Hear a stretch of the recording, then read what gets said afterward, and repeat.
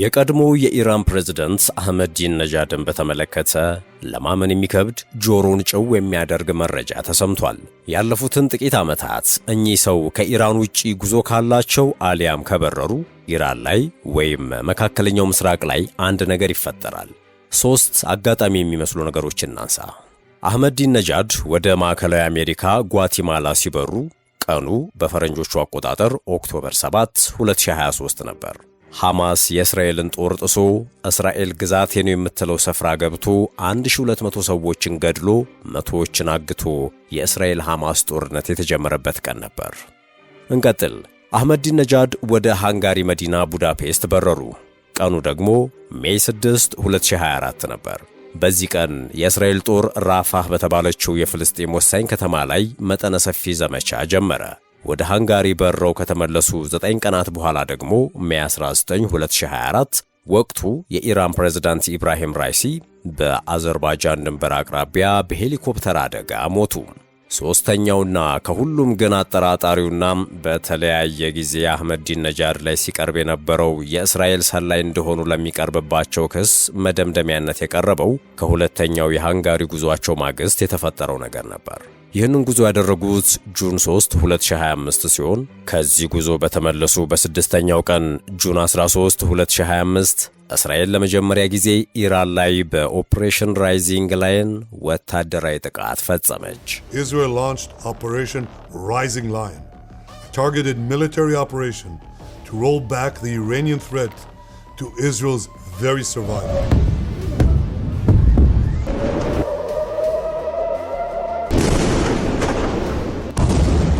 Ahmadinejad had been consulted. He was on board. And on the very first day of the war, Israel struck his home in Tehran, not to kill him, but to free him from house arrest. ሰላም ጤና ይስጥልን ውድ የመሸዋለኪያ ቤተሰቦች እንደምን አላችሁ? ሶስተኛው ወሩ ሊደፍን የጥቂት ቀናት ዕድሜ የቀረው አሜሪካና እስራኤል በኢራን ላይ የከፈቱት ጦርነት ከሰሞኑ አዳዲስ መረጃዎች እየተሰሙበት ይገኛል። ከሁለት ቀናት በፊት ሜይ 20 2026 ኒውዮርክ ታይምስ ይዞት የወጣው የምርመራ ዘገባም እጅግ አስደንጋጭና የዓለም መነጋገሪያ በመሆን የበርካቶችን ቀልብ ስቧል። እውነት እኚህ የቀድሞ የኢራን ፕሬዝዳንት የዩኒቨርሲቲው መምህር አህመዲን ነጃድ አሜሪካና እስራኤል እያደረጉት ላሉት ዘመቻ ከጀርባ እጃቸው አለን? የዓለም መገናኛ ብዙሃን አብይ ርዕስ የሆነው የኒውዮርክ ታይምስ የምርመራ ዘገባ ይፋ ያደረጋቸው ጉዳዮችስ ምንድናቸው የሚለውን ለዛሬ እንዳስሳለን። ቻናሉን ሰብስክራይብ በማድረግ እስከ ዝግጅታችን ፍጻሜ አብራችሁን ቆዩ።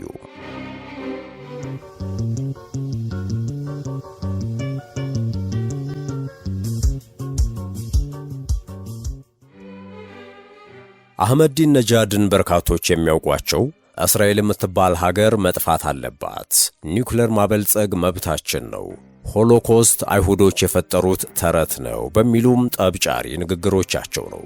እኚህ ገና ሀገራቸው ሳትነካ ዘራፍ ይሉ የነበሩ ሰው ከ2025 ሰኔ ጀምሮ እስራኤል በኢራን ላይ በምታደርገው ጥቃት ላይ ግን ዝምታን መምረጣቸው አነጋጋሪ ሆኖ ነበር። ሜይ 20 2026 የወጣው የኒውዮርክ ታይምስ ዘገባ ግን እጅግ አስገራሚ መረጃ ይዞ ወጥቷል። ይኸውም ዘገባ እስራኤልና አሜሪካ እየተፈራረቁ ኢራንን ሲደበድቡ የቀድሞው የኢራን ፕሬዝዳንት አህመዲን ነጃድ ለምን ዝምታን እንደመረጡና የዝምታቸው ምንጭ ምን እንደሆነ ያብራራል። አሁን የትና እንዴት ባለ ሁኔታ ላይ እንዳሉ ያልታወቁት ኢራንን ለ8 ዓመታት የመሩት የምህንድስና ምሩቁና እጅግ ሲበዛ ልወደድ ባዩ መሐመድ አህመዲን ነጃድ ዓለምን እያነጋገሩ ይገኛል። የአሜሪካና እስራኤል የጋራ ጥቃታቸውን በጀመሩ ጥቂት ቀናት ውስጥ የኢራን መንፈሳዊ መሪ አያቶላ አሊ ኻሜኔይን ጨምሮ ከፍተኛ የአብዮታዊ ዘቡ ባለስልጣናት ተገደሉ። ይህን ተከትሎ ዶናልድ ትራምፕ ብዙ ያስባለ ንግግራቸውን አደረጉም። በማርች 3 ቀን 2026 በዋይት ሃውስ ባደረጉት ንግግር እንዲህ አሉ።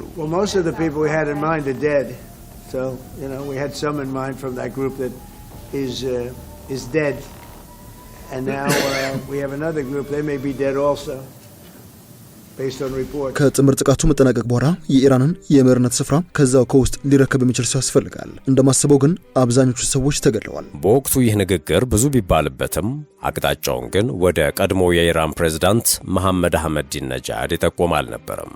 ምክንያቱም አህመዲን ነጃድ መኖሪያ ቤታቸው ላይ በተደረገ ጥቃት መገደላቸው ከተነገረ ሳምንት አልሆነውም ነበር። በዚህ የሞታቸው ወሬና በአህመዲን ነጃድ ይፋ አቋሞች ምክንያት ማንም እሳቸውን አላሰበም ነበር። It would seem to me that somebody that's there, that's currently popular, if there's such a person. ፖለቲካ የተጠበቀው ቀርቶ ያልተጠበቀው በብዙ የሚሆንበት ነውና አሁን ላይ መረጃዎች ይህንን የዶናልድ ትራምፕ ንግግርን በማንሳት ወደ አህመዲን ነጃድ እየጠቆሙ ይገኛሉ። እንደ ኒውዮርክ ታይምስ ዘገባ ከሆነ አሁን ላይ በሀገረ ኢራንና በኢራን አብዮታዊ ዘብ ላይ እየደረሰ ያለው ጉዳይ እስራኤልና አሜሪካ ከቀድሞ ፕሬዝዳንት መሐመድ አህመዲን ነጃድ ጋር በጋራ ተቀምጠው ያቀዱት እንደሆነ ዘግቧል። በእርግጥ ይህ የኢራን አብዮታዊ ዘብን ከኢራን ፖለቲካ አሽቀንጥሮ በአህመዲን ነጃድ የሚመራ መንግስት ለማቋቋም የተደረገው እቅድ ገና በእንጭጩ እንዳይሆኑ ቢሆንም ለምን የሚለው ግን እስካሁን የጠራ መልስ አልተገኘለትም። አህመዲን ነጃድ ሐሳባቸውን ይቀይሩ አሊያም እስራኤል ተጠቅማባቸው ሲበቃት ገሸሽ ታድርጋቸው ነገሩ በግልጽ አልታወቀም። የኒውዮርክ ታይምስ ዘገባ እቅዱ እንዳይሳካ መሆኑን እንጂ ምን እንደተፈጠረ መረጃውን አላስቀመጠም። ወቅቱ የአሜሪካና የእስራኤል ጥምር ጥቃት የጀመረበት ነበረ። በጊዜው ከአያቶላ አሊ ኻሜኒ መገደል ማግስት እከሌ የሚባል የኢራን ባለስልጣን ተገደለ ሲባል መስማት እንግዳ ነገር ሆኖ አብቅቶ ነበር። አሜሪካና እስራኤል በሚያደርጉት በሺዎች የሚቆጠር ጥቃት ቁጥራቸው የበዛ የኢራንን ወታደራዊና የሲቪል ባለስልጣናትን ያረግፉ ነበር።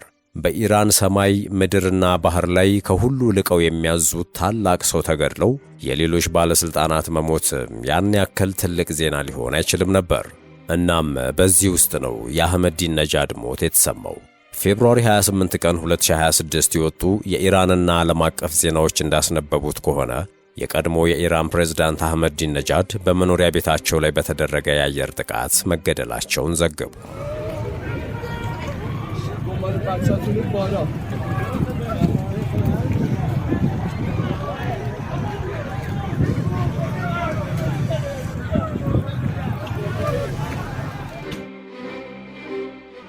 ይህ ዜና የአህመዲን ነጃድን ሞት ለእስራኤል የሚል ንግግርን ለሚያውቅ ዓለምን ከጽዮናዊነት አጸዳለሁ የሚል ንግግራቸውን ለሚያስታውስ እንዲሁም ሆሎኮስት ተረት ነው የሚለውን አወዛጋቢ ንግግራቸውን ላስታወሰ ያን ያክልም አይገርምም ነበር። ነገሩ ግን ወዲህ ነው ይላሉ ዜናውን ተከትሎ የተሰሩ የምርመራ ዘገባዎች። እስራኤልና አሜሪካ የአየር ጥቃቱን የፈጸሙት አህመዲን ነጃድን ለመግደል አይደለም በማለት ይልቁንም የቀድሞ ፕሬዝዳንት ካሉበት የቤት ውስጥ እስር ለማስመለጥ እንደሆነ ይናገራሉ። በዚህ የአየር ጥቃት ከቤታቸው እንዳይወጡ ይጠብቋቸው የነበሩት ዘቦች የተገደሉላቸው አህመዲን እሳቸውም ላይ መጠነኛ ጥቃት እንደደረሰባቸው ተነግሯል። ጉዳቱ ለክፉ እንዳልሰጣቸውና ከኢራን አብዮታዊ ዘብ ቁጥጥር እንዳመለጡም ተነግሯል። ነገር ግን እስካሁን የት እንዳሉና በምን ሁኔታ ላይ እንደሚገኙ የተረጋገጠ ይፋዊ መረጃ አልተገኘም። ከቀናት በፊት ይፋ እንደሆነው እንደ ኒውዮርክ ታይምስ ዘገባ ከሆነም አህመዲን ከመኖሪያ ቤታቸው እንዲያመልጡ ከረዳቸው የአየር ጥቃት ማግስት በኢራን ሊያደርጉት ባሰቡት የሥርዓት ለውጥ ላይ ግን ከጦርነቱ መጀመር በፊት የነበራቸው አቋም ላይ አለመሆናቸውንና ግራ መጋባታቸውን ይናገራል። እናም በሚስጥር ከአሜሪካና እስራኤል ጋር የቋጠሩትን የኢራንን መንግሥት የመገልበጥ ውል አፍርሰው እንደተሸሸጉም ይገልጻል።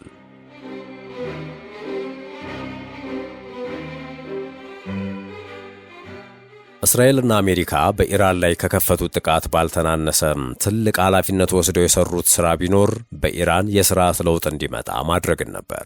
በተለይም ኢራንን በእስልምና የእምነት መሠረት መመራት አለባት የሚለውን የኢራን አብዮታዊ ዘብና የእርሱ አመራር የሆኑትን ሁሉ ማስወገድ ላይ ከፍተኛ ትኩረት አድርገው አጥቅተዋል፣ አፍርሰዋል፣ አቁስለዋል፣ ገድለዋል። ስርዓቱ ተንኮታኩቶ እርቃኑን ሲቀር ደግሞ የሚፈጠረውን የስልጣን ክፍተት እንዲሞሉ በአስደናቂ ሁኔታ የተመረጡት ደግሞ ከኢራን አብዮታዊ ዘብ አመራሮች በተለይም አያቶላ አሊ ኻሜኔይ ጋር ጸብ ውስጥ ገብተው የነበሩትን የቀድሞውን ፕሬዝዳንት መሐመድ አህመዲነጃድ ነበሩ። እንደወጣው መረጃ ከሆነ ይህ እቅድ በትራምፕ ካቢኔ ውስጥ ባሉ ሰዎች ዘንድ እጅግ ያልተወደደ እቅድ እንደነበር ተነግሯል። የቬንዙዌላውን ፕሬዝዳንት ኒኮላስ ማዱሮን ከዋና ከተማው ካራካስ በሌሊት ገብተው አግተው የወሰዱት ዶናልድ ትራምፕ በምትኩ ከአሜሪካ ጋር መስራት የሚችል ሰው እንዳስቀመጡ ያምናሉ። ይህ የፍንቀላ ሞዴል ደግሞ በየትኛውም ሀገር ላይ ተግባራዊ ማድረግ እንደሚችሉ ያመኑት ዶናልድ ትራምፕ ግን ይህንን አካሄድ ኢራን ላይ ማድረግ ቀላል እንደሆነ አስበው እንደነበር ተነግሯል። የቬንዙዌላ የፍንቀላ ሞዴል ግን ኢራን ላይ እንደታሰበው ግቡን ሳይመታ ቀርቷል። ውድ የመሿለኪያ ቤተሰቦች ይህን ዘገባ እዚህ ድረስ ከተከታተላችሁት ቻናሉ የበለጠ እንዲያድግ አንድ ጊዜ ሰብስክራይብ እንድታደርጉ አስታውሰን ተረካችንን እንቀጥል። ከቅርብ ዓመታት ወዲህ የቀድሞ የኢራን ፕሬዝዳንት አህመዲነጃድ ከሀገሪቱ ፍጹማዊ መሪና ከኢራን አብዮታዊ ዘብ ባለሥልጣናት ጋር ወደ ከፍተኛ ጠብ መግባታቸው በስፋት ይነገራል። የአብዮታዊ ዘቡ ሹሞች እንደሚሉት ከሆነ አህመዲነጃድ በሙስና ከመዘፈቃቸውም በላይ የሀገሪቱን ደህንነት አደጋ ላይ በሚጥል ተግባራት ላይ ተሳትፈዋል ሲሉ ይወነጅሏቸዋል። እንዲሁም ለእርሳቸው ቅርብ የሆኑ የፖለቲካ ተባባሪዎቻቸውም በዚሁ የሀገር መክዳት መሳተፋቸውን ይናገራሉ። በዚህ ምክንያት ፕሬዝዳንት ኢብራሂም ራይሲ በሄሊኮፕተር አደጋ ሕይወታቸው ካለፈ በኋላ በተደረገው ምርጫና ከዚያም በፊት በነበሩት ሌሎች 2 ምርጫዎች ላይ አህመዲነጃድ እንዳይሳተፉ ከልክለዋቸዋል። ውድ የመሿለኪያ ቤተሰቦች በሀገረ ኢራን ማንም ሰው ፕሬዝዳንት ሆኖ አገሩን ለመምራት እንዲሁ ሰው ይወደኛል፣ የትምህርት ዝግጅቴ ይመጥናል፣ የሥራ ልምዴ በቂ ነው ብሎ መወዳደር አይችልም። ይልቁንም የኢራን አብዮታዊ ዘብ ለዘቡ ያለውን ታማኝነት እስካላረጋገጠ ድረስ እጩ ሆኖ ለሚወዳት አገሩ መወዳደርም መስራትም አይችልም።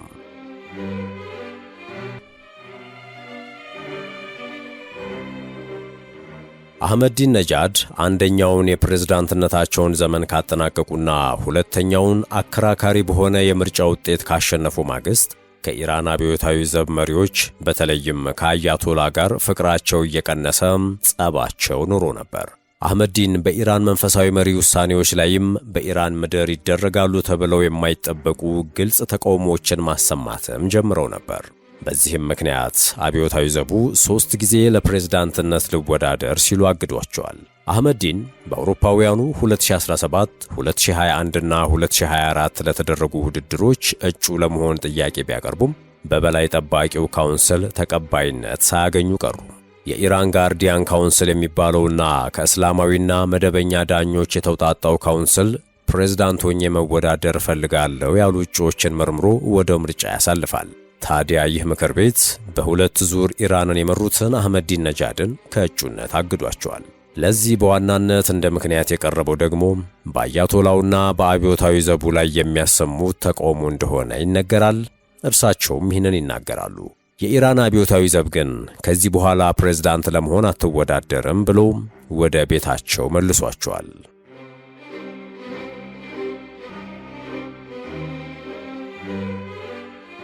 አህመዲን ከኢራን ማዕከላዊ ፖለቲካ ርቀው በምስራቃዊ ቴህራን በሚገኘውና ናርማክ በተባለ ስፍራ በሚገኘው ቤታቸው ውስጥ በቁም እስር እንዲቀመጡ ተደረጉ። በቤቱ ውስጥ የቁም እስረኛ የነበሩት አህመዲነጃድ በአያቶላ ኻሜኔይና በአብዮታዊ የዘቦቹ አመራሮች እንደ ሀገር ስጋትና እንደ ከዳተኛ ታይተው በአይነ ቁራኛ የሚጠበቁ ሰውም ሆኑም። እናም አህመዲነጃድ ላይ ተሰነዘረ የተባለው የአየር ጥቃት ዓላማው እሳቸውን ማጥቃት ሳይሆን ከነበሩበት የቤት ውስጥ እስርና ቀንበር ማስመለጫ ነበር የተባለው ለዚሁ ነው። በጥቃቱ የተገደሉት የአብዮታዊ ዘቡ ወታደሮች ዓላማቸው የቀድሞውን ፕሬዝዳንት ደህንነት መጠበቅ ሳይሆን ከአብዮታዊ ዘብ እንዳያመልጡና ሽብር እንዳይፈጥሩ መቆጣጠር ነበር። ይህንን ያወቁት እስራኤልና አሜሪካም የተቀጠሩትን ጠባቂ ዘቦችን ገድለው አስመለጧቸው። ለቀድሞ ፕሬዝዳንት አህመዲነጃድ ቅርበት ያላቸው ሰዎች ለኒውዮርክ ታይምስ እንደተናገሩት ከሆነ በጥቃቱ እርሳቸው ከነበሩበት የቁም እስር እንዳመለጡ አረጋግጠዋል።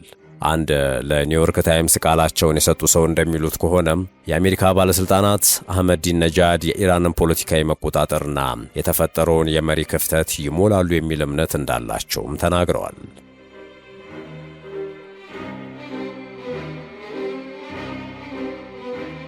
የአህመዲን ነጃድና የአሜሪካን ሚስጥራዊ ግንኙነት በተመለከተ የምርመራ ዘገባ ያወጣው ኒውዮርክ ታይምስ በ2019 ለአህመዲን ነጃድ ቃለ መጠይቅ አድርጎላቸው ነበር። በዚህ ቃለ መጠይቅ ላይ ከብዙ መደበቅ በኋላ ብቅ ያሉት አህመዲን ነጃድ በተለመደው አወዛጋቢ ንግግራቸው የኢራንን ባለስልጣናት ያስቆጣ ሐሳብ ሰንዝረው ነበር። በወቅቱ አህመዲን ነጃድ ዶናልድ ትራምፕን አሞካሽተው መናገራቸው በብዙዎች ዘንድ መነጋገሪያ ሆኖ ነበር። በአብዮታዊ ዘቡ ሰዎች ደግሞ ጥርስ ተነክሶባቸዋል። በንግግራቸው ትራምፕ የውሳኔ ሰው ነው ሲሉ ነበረ ዶናልድ ትራምፕን ያሞካሹት። ዶናልድ ትራምፕ የውሳኔ ሰው ነው፣ ነጋዴ ስለሆነ ትርፍና ኪሳራ የማስራትም ልምድ አለው። ለእርሱ የምለውም በሁለቱ ሀገራት ጉዳይ ላይ ለረጅም ጊዜ የሚሆን ሐሳብ እንዲያመጣና ነገሩን ባጭሩ እንዳይመለከተው ነው። ከዚህ ቃለ መጠይቅ ማግስት ግን ከአህመዲን አጠገብ የነበሩ ሰዎች ቀንና ሌሊት ታድነው የሚታሰሩ መደበኛ ኢላማዎች ሆኑ። አብዛኞቹ ደግሞ የሚከሰሱበት ነጥብ ከሀገር ጠላቶች ጋር ግንኙነት በማድረግና ለእስራኤል መሰለል በሚል ነበር። ከታሰሩት መሃል የአህመዲን ነጃድ የቅርብ ወዳጅና ፕሬዝዳንት በነበሩበት ዘመን የጽህፈት ቤታቸው ኃላፊ የነበሩት ኢስፋንዲር ራሂም ማሻይ አንዱ ናቸው። እኚህ ሰው ለእንግሊዝና እስራኤል በመሰለል ተከሰው ታሰሩ። ፍርዳቸውም ከፍርድ ቤት በኢራን ብሔራዊ ቴሌቪዥን ጣቢያ በቀጥታ ስርጭት እየተላለፈ ተፈረደባቸው። ይህ የቀድሞ ጽህፈት ቤት ኃላፊ መታሰር ብዙ ፍቺዎች ያሉት ሆኖ ቀጠለ። ይህም አህመዲን ነጃድ ከምዕራባውያን ጋር እየተወዳጁ ነው የሚለውንም ጉዳይ እንዲነሳ አደረገ። ከዚያም በኋላ አህመዲን ወደ ውጭ ሀገራት ያደረጉት ጉዞም ጠላት ይሏቸው ከነበሩ ሀገራት ጋር በጓሮ በር መወዳጀት ለመጀመራቸው ማሳያ ተደረጉ።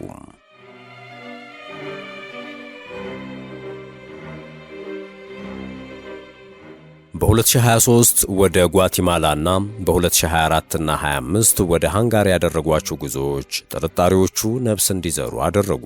ለዚህ ምክንያቱ ጓቲማላና ሃንጋሪ እንደ ሀገር ከእስራኤል ጋር ጥብቅ ግንኙነት ያላቸው ሀገራት መሆናቸው ነበር። የሃንጋሪው ፕሬዝዳንት ቪክተር ኦርባን ከእስራኤሉ ቤንያሚን ኔታንያሁ ጋር በግል ጥብቅ ግንኙነት አላቸው። ሌላው ቀርቶ ኔታንያሁን ለማስደሰት ሲሉ ሃንጋሪን ከዓለም አቀፉ ወንጀለኞች ፍርድ ቤት አይሲሲ ያስወጡ ፕሬዝዳንትም ናቸው። እናም እንዲህ አይነት ጥብቅ ወዳጅነት ከእስራኤል ጋር ወዳላት ሀገር መጓዝ አንደምታው ብዙ ነው።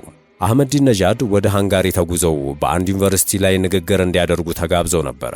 ከ2006 እስከ 2009 ድረስ የሃንጋሪ የውጭ ጉዳይ ሚኒስትር የነበሩት ኪንጋ ጎንዚ ስለነበረው ሁኔታ ሲናገሩ የአህመዲን ነጃድ የሃንጋሪ ጉዞ ከዩኒቨርሲቲው ንግግር በላይ ነው ይላሉ። እንደ ቀድሞ ሚኒስትር መረጃ ከሆነ አህመዲን ነጃድ በሃንጋሪ መዲና ቡዳፔስት የትኛውንም የሃንጋሪ መንግስት አካልን አላነጋገሩም። ይልቁንም ወደ ከተማዋ ከገቡበት ሰዓት ጀምሮ ሌሊቱን ሙሉ ሚስጥራዊ ስብሰባ እንዳደረጉ ይናገራሉ። የቀድሞው የሃንጋሪ ውጭ ጉዳይ ሚኒስትር እንደሚሉት እንደ ግምቴ ከሆነ ሃንጋሪ በአህመዲን ነጃድና እስራኤል መካከል ሚስጥራዊ ድርድር እንዲደረግ አመቻችታለች ይላሉ። ከዚህ ስብሰባ በኋላ ለ4 ቀናት በሃንጋሪ የቆዩት አህመዲን ጁን 7 ወደ ቴህራን ተመልሰዋል።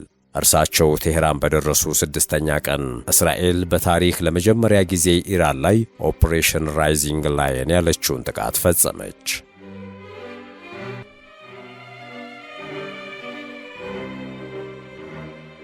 ፌብሩዋሪ 28 2026 ቤታቸው ላይ በተፈጸመ ጥቃት ተገደሉ ከተባለ በኋላ አለመሞታቸው የተሰማው አህመዲን ነጃድ የት እንዳሉ እስካሁን አይታወቅም።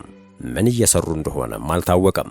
ኒውዮርክ ታይምስ ከ2 ቀናት በፊት ይዞት የወጣው መረጃ እንደሚያሳየው ከሆነ አህመዲን ነጃድ አሁን ላይ የሐሳብ ለውጥ ማድረጋቸውን ቢያነሳም ላለፉት ምናልባትም 13 ዓመታት ለአሜሪካና እስራኤል መረጃ እያቀበሉና ድጋፍ እየተቀበሉ የኢራንና አብዮታዊ ዘብን ለማዳከም ሰርተዋል። ይህ ደግሞ እስራኤል እስከዛሬ ካሳካቻቸው የስለላና የሚስጥር ግልበጣ ሴራዎችና ዕቅዶች ሁሉ የላቀ ሆኖ ይመዘገባል።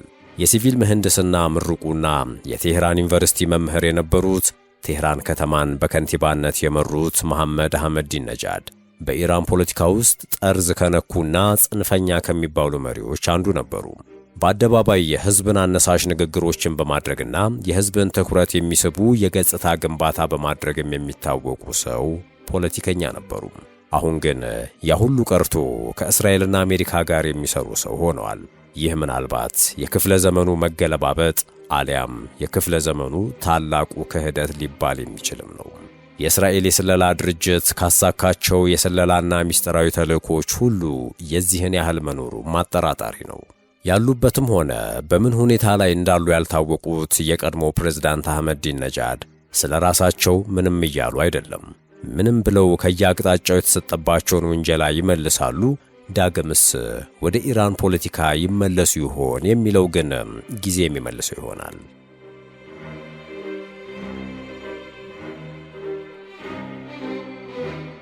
ውድ የቻናላችን ቤተሰቦች ለዛሬ ከሁለት ቀናት በፊት ኒውዮርክ ታይምስ ያወጣውን የምርመራ ዘገባና የዓለም መገናኛ ብዙሃን መነጋገሪያ ስለሆነው የቀድሞው የኢራን ፕሬዝዳንት አህመዲን ነጃድ ያጋራናችሁ የተከታተላችሁትን ይመስል ነበር። እስከ ፕሮግራማችን ፍጻሜ ድረስ አብራችሁን ስለቆያችሁ ምስጋናችን ልባዊ ነው። ለቻናሉ አዲስ የሆናችሁ ሰብስክራይብ በማድረግና የደወል ምልክቱን በማብራት አዳዲስ ተረኮችን ስንለቅ በቅድሚያ እንዲደርሷችሁ ማድረግ እንደምትችሉ እያስታወስን ተሰናበትን። ሰናይ ጊዜ በያላችሁበት።